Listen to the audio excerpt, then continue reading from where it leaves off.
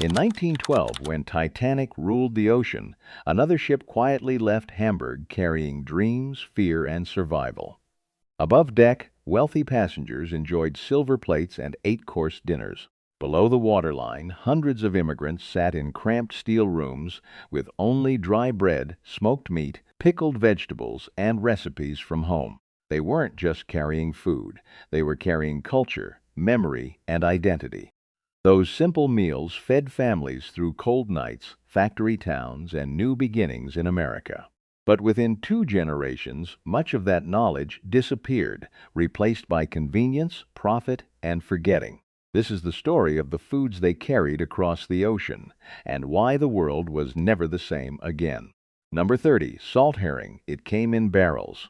It had been packed in coarse salt for weeks before the ship ever left port, and by the time a steerage passenger pulled a piece from the cloth they'd wrapped it in, it was the color of old pewter, dense, pungent, almost translucent at the edges. You ate it in small pieces, you made it last. In the fishing communities of Scandinavia and along the Baltic coast of Poland and Lithuania in the 1890s and early 1900s, salt herring was not a delicacy and it was not a last resort. It was the protein that kept coastal populations alive through winters that didn't end. A single serving cost 2 cents. It crossed the Atlantic in luggage when the ship's rations ran short, which they did regularly, because the shipping companies decided that steerage passengers didn't need much. Today we call it gravlax. We cure it with dill and sugar and serve it on a slate board with capers and creme fraiche, and we charge $22 for 4 slices. The women who carried it in cloth bundles across the North Atlantic in 1907 would not recognize what we've done to it. Or maybe they would. Maybe they'd just be angry. Number 29. Black bread. The Germans called it Schwarzbrot. The Slovaks called it Czarny chleb. The Poles had a dozen names for it, depending on the region and the grain and the sourness of the starter. What it was, in every version, was dense and dark and slightly sour and almost indestructible. A properly made loaf of black rye bread baked the week before departure would still be edible, still be good, 2 weeks later on the open Atlantic. It didn't mold the way white bread did, because the fermentation that made it sour also made it resistant. The women who baked it knew this. They didn't know the microbiology. They knew the bread. A single loaf cost fractions of a cent to produce. A few pennies of rye flour, water, a piece of last week's starter kept alive in a crock on the shelf. Today we call it artisan rye. We put it in paper bags with twine handles and sell it at Whole Foods for $9 a loaf. We act like we invented it. Number 28. Hardtack. The ship issued it. That was the baseline, what the shipping companies were legally obligated to provide, or close enough to legal that the inspectors didn't push. A flat, tooth-breaking square of flour and water and salt, baked until every trace of moisture was gone. It lasted indefinitely. It had no flavor worth describing. Civil War soldiers had eaten it 40 years earlier and called it by the same name and hated it with the same exhausted contempt. Here is what it cost to feed a steerage passenger in 1905. 11 cents a day. That was the total food budget per person on Hamburg America Line crossings. 11 cents for 3 meals. Hardtack was the foundation of that budget because hardtack was nearly free to produce and nearly impossible to destroy. Passengers soaked it in water to soften it. They soaked it in whatever thin soup the galley produced. They ate it dry when there was nothing else, and they survived on it for 3 weeks on the open ocean, which tells you something about the human body's capacity for endurance that no nutrition label has ever quite captured. Number 27. Kasha, buckwheat groats. Carried dry in cloth sacks tied at the top, tucked into bundles alongside the documents and the photographs and the small amount of currency that represented everything. Russian immigrants carried it. Ukrainian families carried it. Jewish families from the Pale of Settlement carried it because kasha had been feeding that world for 500 years and no one needed to explain why. A pound of buckwheat cost 3 cents in 1910. It cooked in 20 minutes in boiling water. It had more complete protein than wheat, more than most grains, actually, and a mineral profile that modern nutritionists would spend the next century trying to replicate in supplements. The women who packed it in cloth sacks didn't know the word amino acid. They knew that kasha kept you strong. They knew it in their bodies. Grandma just called it food. She was right. Everything she knew was right.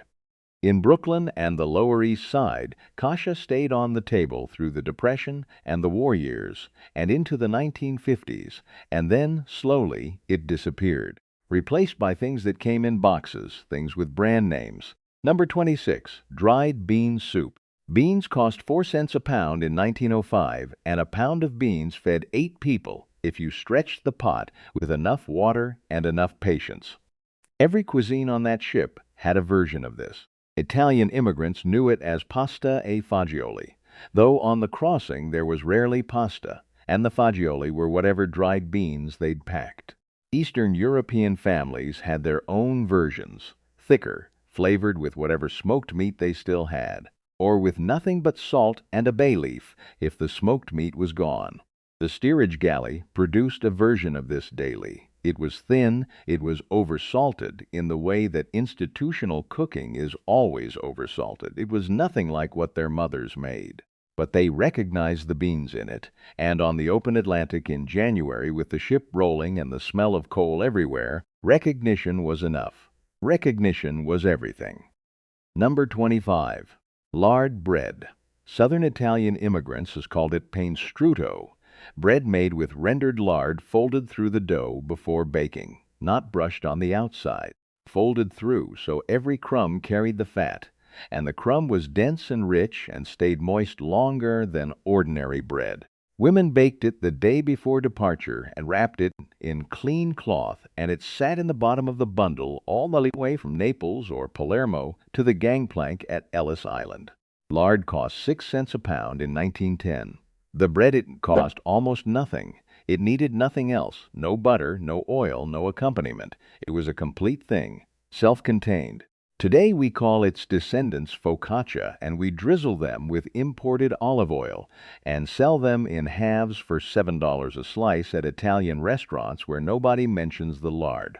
Because lard became shameful somewhere along the way. The food industry needed it to become shameful. Vegetable shortening was more profitable. Number 24. Pickled cabbage. German immigrants brought sauerkraut.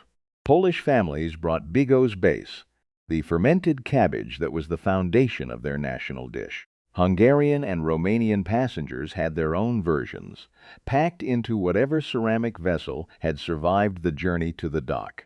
A family could ferment enough cabbage to last a winter for under 10 cents. The process required nothing but cabbage, salt, time, and knowledge. And the knowledge was so common, so embedded in the domestic life of Central and Eastern Europe, that no one thought to write it down. You just knew. Your mother showed you. Her mother showed her. The ships tried to confiscate it. The smell bothered the crew. Passengers hid it in their bedding, tucked it under the bunks, wrapped it in extra clothing to muffle the brine smell. They were willing to risk confiscation for a crock of fermented cabbage, and here is why that matters. What they were carrying, without knowing the scientific name for it, was billions of live lactobacillus cultures, probiotic bacteria, in 1907, on a ship in the North Atlantic, healing their guts from the stress of the crossing without ever seeing a supplement bottle. Number 23. Dried sausage. Polish families carried kielbasa myśliwska. Hunter's sausage, hard-cured and smoked until the exterior was almost black. Italian immigrants carried salami or sopressata, pressed tight and tied with string. German and Swiss passengers carried Landjäger, a dried sausage flat enough to slip between the pages of a book. Every version was the same in one essential way. It needed no refrigeration. It lasted weeks. A single sausage could feed a family across a 3-week Atlantic crossing if you were disciplined about it. They were disciplined about it. They had to be. Children got the first slice. That was the rule. Unspoken but universal. Adults waited. The oldest family member served last or not at all. A paper-thin slice of dried sausage on a piece of black bread was not a poor meal. It was an act of love in the shape of a meal, And the people who ate it on those ships understood the difference between poverty and sacrifice, even if the first-class passengers 8 decks above them never would. Number 22, polenta. Cornmeal cost 3 cents a pound in 1910. Northern Italian immigrants carried it dry in cloth sacks. Romanian families from the Carpathian regions carried it and called it mamaliga. In the steerage galley, when passengers were allowed access to the boxes, they cooked it in enormous quantities, stirred continuously for 40 minutes until it thickened into something dense and pale yellow and faintly sweet. Eaten plain. Eaten with whatever fat remained. Eaten in silence mostly, because after 3 weeks on the water there was not much left to say. Today we call it polenta. We pipe it into decorative rings on restaurant plates and set pan-seared proteins on top and charge $14. We describe it on menus using words like rustic and artisanal and heritage grain. Grandma just called it dinner. She made it in a pot on the stove in a tenement apartment in 1923, and she fed 4 children with it for 9 cents, and nobody put it on a menu. Number 21, salt cod. Italian immigrants called it bacalhau. Portuguese families called it bacalhau. The Spanish had their own name, their own preparation, their own inherited relationship with this fish that went back to the Basque fishermen of the 15th century who discovered the Grand Banks and salted their catch on the boats to preserve it for the voyage home. Salt cod cost 5 cents a pound in 1905. It lasted months without refrigeration. It was the fish of both sides of the Atlantic. Caught in the waters immigrants were now crossing, eaten in the villages they had left behind. You soaked it for 2 days before cooking, changing the water repeatedly to pull the salt out. What emerged was mild and flaky and almost sweet. On the ship there was rarely time or water for proper soaking, so you ate it saltier than you would have at home, and you drank more water because of it, and you thought about the way your grandmother made it, with olive oil and garlic and black olives and tomatoes from the garden, and you felt the distance between that kitchen and this steel room in a way that had no name. Number 20, borscht. Beets cost 2 cents a pound in 1912. If a woman in steerage had beets, she had a meal. She had more than a meal. She had color and sweetness, and something that tasted like the place she was leaving. Borscht in its original form was simply beets cooked in water with vinegar and salt, no cream, no garnish. A deep, violent red in the bowl that looked almost alarming in the gray light of the steerage deck. Jewish families from the Pale of Settlement made it. Ukrainian and Polish and Russian families made it. It was one of those dishes that crossed every ethnic boundary in the lower decks, because beets were cheap enough for everyone, and the recipe required nothing that couldn't be carried. Today, borscht appears on Brooklyn restaurant menus, on the very same streets where the grandchildren of steerage passengers built their first American lives. At $16 a bowl, with creme fraiche and fresh dill, and a description of its Ukrainian origins that somehow omits the part where their great-grandmother made it in a steel room below the waterline for 2 cents. Number 19, herring and potato, 2 ingredients. That was the entire meal. Cold salt herring, rinsed if there was enough water to rinse it, eaten as is if there wasn't, laid over a boiled potato that had gone slightly gray from sitting. A raw onion sliced thin if you were fortunate enough to have one. Scandinavian immigrants called their version sildesalat. Polish families called it śledź ziemniakami. The names were different. The meal was identical. Sailors had eaten this combination for centuries before a single immigrant ship crossed the Atlantic. It was the mathematics of protein and starch and preservation working out to the simplest possible solution. It fed the crossing. Then it fed the tenement years, the cold water flats in Chicago and Cleveland and Pittsburgh, where the same 2 ingredients, costing almost nothing, fed families through the winters. Then it fed the grandchildren. And then the grandchildren grew up and got better jobs and moved to neighborhoods where nobody ate like that anymore, and they were ashamed of it because America had taught them to be ashamed of it. That is not progress. That is a family forgetting where it came from. Number 18, black bread and schmaltz. Schmaltz is rendered poultry fat, chicken fat most often, or goose fat. Clarified slowly over low heat until it was golden and smooth, and smelled faintly of onion if you'd cooked onion in it during the rendering, which you always did if you were doing it right. Jewish families rendered it from every scrap. Nothing was wasted. The crispy bits left over after rendering, the grabines, were eaten separately, salted as a kind of cook's reward.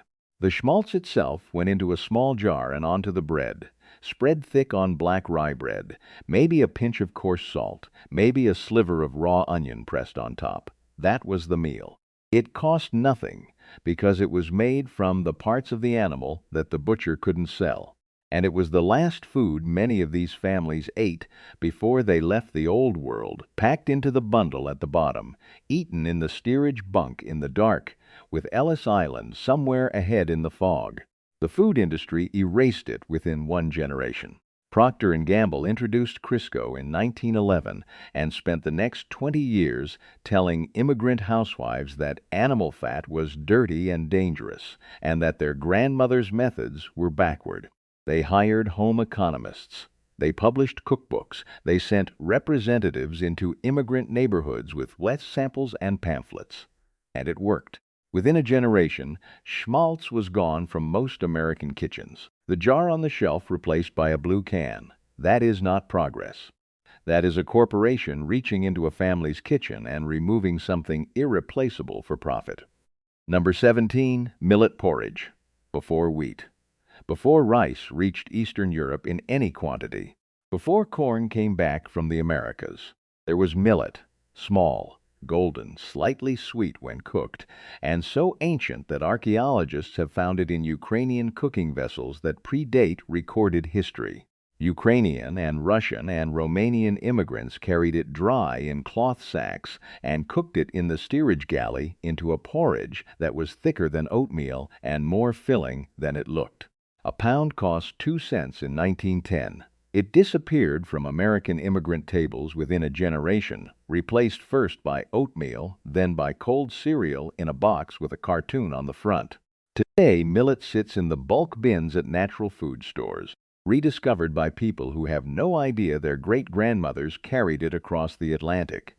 Number 16, dried figs and dates. Greek immigrants carried them. Syrian and Lebanese families carried them. Armenian passengers carried them in cloth pouches worn close to the body because they were the only sweetness available, and sweetness, on a 3-week crossing with nothing to look forward to, was precious in a way that had nothing to do with calories. Dried figs cost 5 cents a pound in 1910. They lasted indefinitely. A single fig, eaten slowly, could make a child stop crying on a rough night in the North Atlantic. Every Greek grandmother in America until the 1970s kept dried figs in the house. Then the grandchildren decided they preferred candy bars. The food industry was happy to agree. Number 15, chickpea stew. Greek immigrants called it revithia. They cooked it with olive oil and wild herbs, whatever dried herbs they'd packed, and a handful of lemon juice if they had lemon, and salt and patience. Chickpeas cost 4 cents a pound in 1910. A pot of revithia fed 6 people and kept them full for most of a day, because chickpeas are dense with protein and complex carbohydrates that release slowly and keep hunger away longer than almost any other food at that price. They knew this without a glycemic index. They knew it because the food worked, and because their grandmothers had served it on fast days when the church required simplicity, and the simple thing happened to be exactly right. Today, you find chickpea stew on every Mediterranean restaurant menu in America at $13 a bowl. The description on the menu calls it traditional. It is traditional. It just used to be free. Number 14, fatback and salt pork. Every cuisine on that ship had a version. Italian immigrants had lardo, fatback cured with rosemary and garlic and aged until it was almost translucent. Polish families had swanina. Hungarian passengers had salana. The names changed. The function did not. A small piece of salt-cured fatback, rendered in a pan, flavored everything: the beans, the soup, the boiled vegetables, the plain water it was cooked in. It cost 4 cents a pound. It lasted weeks without refrigeration. It was the universal flavoring of the Atlantic crossing and of the tenement years that followed. The food industry decided in the 1950s that saturated animal fat was the enemy. They funded the studies. They shaped the guidelines. They replaced fatback and lard and schmaltz with partially hydrogenated vegetable oils, trans fats, that turned out to be significantly more dangerous than the animal fats they replaced. They knew this, or they should have known this, long before they admitted it. The trans fat ban didn't come until 2015. In the meantime, an entire food tradition built on rendered animal fat was erased from American kitchens and replaced with something that was killing people. She was right. Everything Grandma knew was right. Number 13. Rye crackers. Scandinavian immigrants carried nekkebrod, hard rye crackers baked until they were rigid and dry and could be stacked in a bundle without crumbling. They had been a staple of Scandinavian winter food since the Viking Age, baked twice a year in large batches and stored on poles hung from the rafters where they stayed dry and edible for months. One cracker cost a penny or less. They lasted the entire crossing without question. Eaten plain, eaten with whatever fat or fish remained, eaten dry when there was nothing else. Today they sit in specialty grocery stores in Scandinavian-inspired packaging at $6 a box, described as a healthy snack alternative. Grandma's grandmother baked a year's worth in an afternoon and hung them from the ceiling. Number 12. Onion and bread. The simplest meal on the ship. Raw onion, sliced or just bitten into on a piece of whatever bread remained. That was it. Onions cost a penny a pound in 1905, and they lasted weeks without refrigeration, and they had more flavor percent spent than almost any other food available to steerage passengers. Every immigrant cuisine had this combination in some form. It was not a recipe. It was an equation, something sharp and alive against something dense and filling, and it worked the way equations work, reliably, regardless of who was doing the math. A raw onion on black bread, eaten at a steel bunk in the North Atlantic in January 1909, tasted like the sharpest, most clarifying thing in the world. It woke you up. It reminded you that you were still hungry and still alive and still crossing towards something. That was enough. Number 11. Kvass. Russian and Ukrainian and Polish immigrants knew how to make kvass, a lightly fermented drink brewed from stale black bread soaked in water, allowed to ferment for a day or two, then strained and drunk. It was slightly sour, slightly fizzy, faintly alcoholic in the way that kombucha is faintly alcoholic, and it was the product of absolutely nothing wasted. Stale bread that was too hard to eat became kvass. Water and thyme were the only other ingredients. It was probiotic before anyone used that word.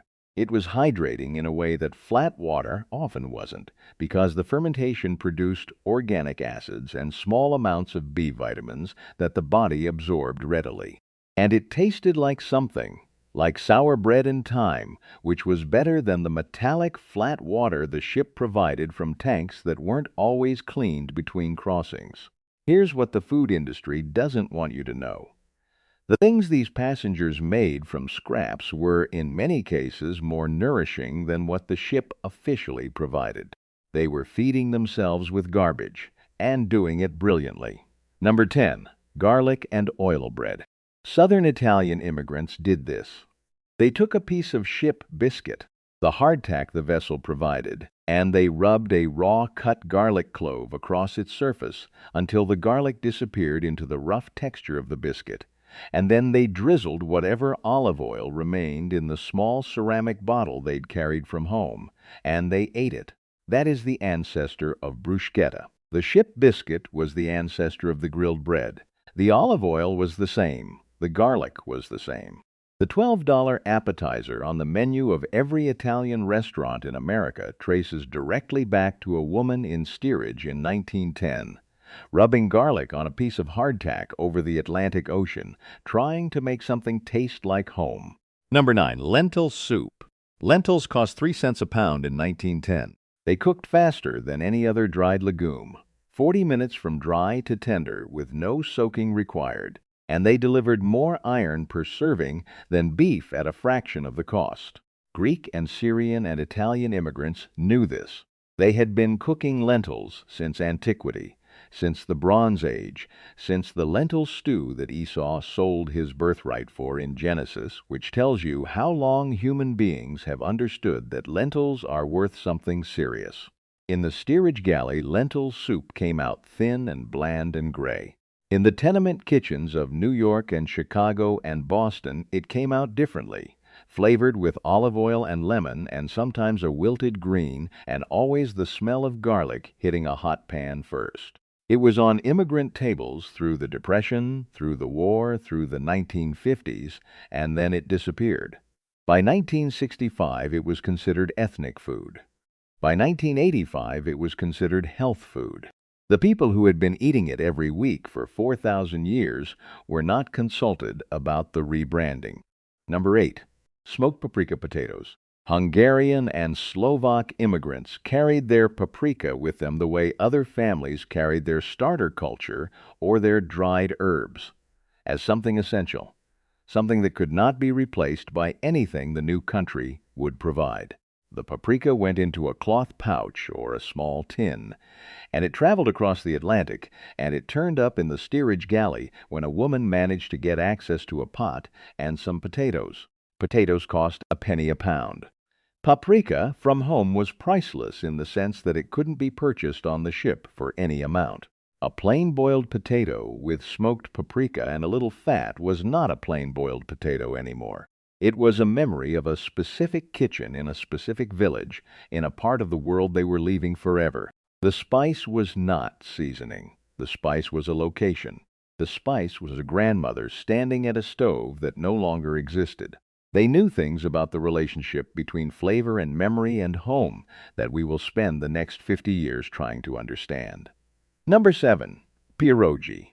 Polish and Ukrainian women made them in steerage when they had access to flour and the patience for the work, which required real patience, the kind that comes from knowing exactly what you're doing because you've done it 1,000 times.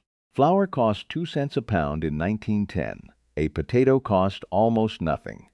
The dough was simple. The filling was simpler. Mashed potato, maybe a little farmer's cheese if it remained, salt and pepper.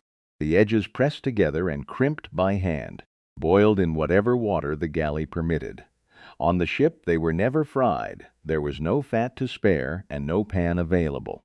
They were boiled, eaten plain, eaten in the bunk because the tables were crowded and the crossing was rough. But they were pierogi, which meant they were home, which meant that even in a steel room below the waterline in the middle of the Atlantic Ocean, for the 10 minutes it took to eat 3 of them, a woman could close her eyes and be somewhere she recognized. Number 6. Olive oil and salt. Greek and Italian and Spanish immigrants carried olive oil in small ceramic bottles sealed with wax, the most carefully packed thing in the bundle, the thing most likely to be cushioned with clothing and checked multiple times before departure. A pint of olive oil cost 8 cents in 1905. It was not cheap. It was carried anyway because olive oil was not a condiment to these families. It was a food group. It was the fat that made everything possible, that turned plain bread into a meal, that made boiled vegetables edible, that carried flavor the way no other fat did.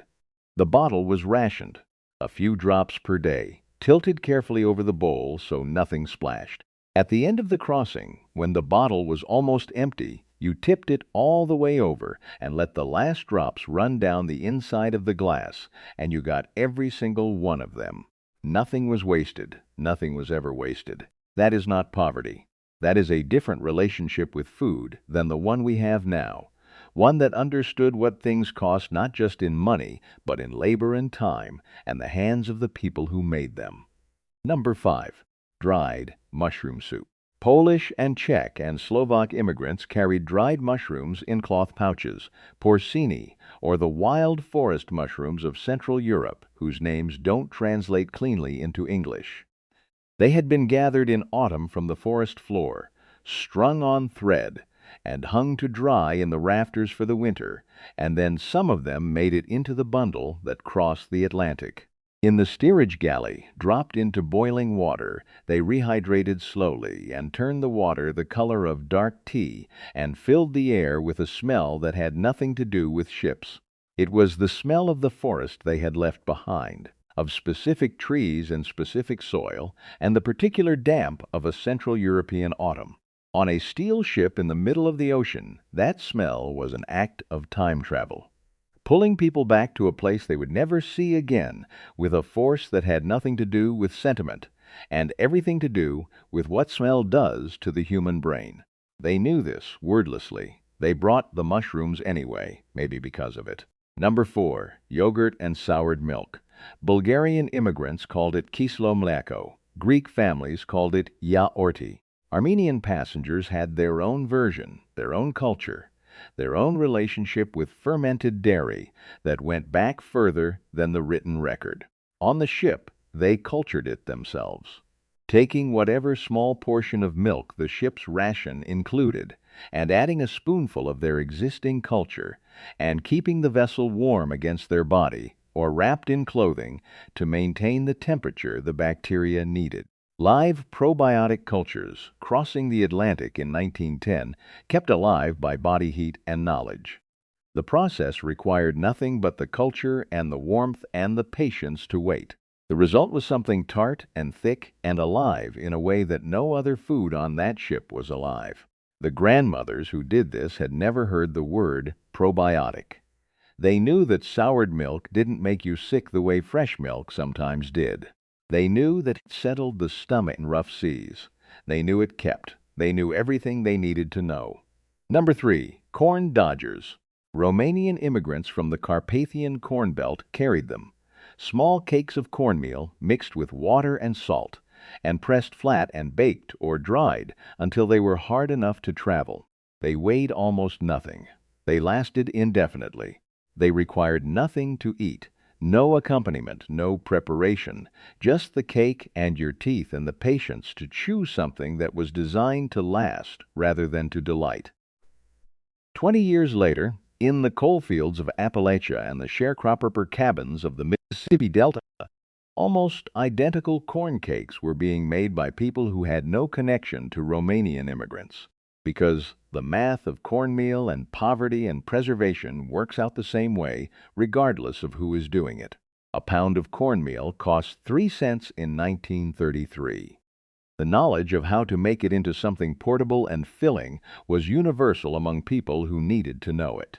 That knowledge did not come from nowhere. It came from the same long history that brought it to the steerage decks in 1910. Number 2. Poppy seed roll. Slovak women called it makovnik. Czech families called it makovek. German bakers had their own version, Mohnkuchen, with a different dough but the same dark filling. Poppy seeds ground with sugar and sometimes honey and sometimes a little lemon zest, spread thick on rolled dough, then rolled tight and baked until the outside was golden and the inside was a dense black spiral that smelled of something ancient and sweet. Poppy seeds cost 4 cents a pound in 1910. A roll baked the day before departure lasted 2 weeks without spoiling. Women brought them for their children, for the crossing, for the first days in the new country before they knew where the markets were or how to read the prices. The last thing many children ate that tasted like the old world was a slice of makovnik cut from a roll their grandmother had baked in a village they would never see again. The grandmother who stayed behind baked it knowing this. She was right. Everything she knew was right. She baked it anyway because some things need to be carried even when the carrying breaks you. Number 1. Water and bread. The night before Ellis Island, the ship slowing in the harbor. The lights of New York, visible or almost visible, through the porthole if you could get close enough to the porthole to see. And in the steerage bunk, everything that remained from the crossing spread out on the blanket. The heel of the black bread, the last of the hardtack, the empty bottle that had held olive oil, the cloth pouch with a few grains of buckwheat still in the corners, water from the ship's tank poured into the tin cup, bread whatever bread was left, in whatever condition it was in after 3 weeks on the ocean. That was the last meal of the old world. Not a ceremony, not a ritual. Just hunger and bread and the specific silence of people who were about to become something different from what they were. They ate it standing up, mostly, with everything they owned in a bundle at their feet, with documents folded in their clothes, with names they were about to learn to pronounce differently, with languages they were about to start forgetting so their children wouldn't have to carry the accent. This was not poor food. This was the taste of courage. Water and bread at the edge of the new world. Nothing wasted, nothing left behind that could be carried. Everything they knew folded into the bundle and brought across. They made it, and the food they carried made them. Closing, remember the poppy seed roll, baked by a grandmother who knew she was baking goodbye. Remember the schmaltz on black bread, the last taste of the old world, erased by a corporation that needed you to buy a blue can instead. Remember the pickled cabbage hidden in the bedding because the ship wanted to take it and they refused to let it go. These were not poor people eating poor food. These were people of extraordinary knowledge. Knowledge of preservation and fermentation and nutrition and flavor that had been refined over centuries in some of the hardest conditions human beings have ever lived through. They carried that knowledge across an ocean in cloth sacks and ceramic crocks and small glass bottles sealed with wax. They fed their children with it in the tenements. They fed their grandchildren with it in the mill towns. And then the food industry arrived, with its white bread and its Crisco and its canned soup and its cooking classes that taught immigrant women their grandmothers were wrong. It took 2 generations. It was one of the most profitable erasures in American history. Comment below and tell me which one your grandmother made. Because she made something, and it was not poor food. It was genius, and we lost it on purpose.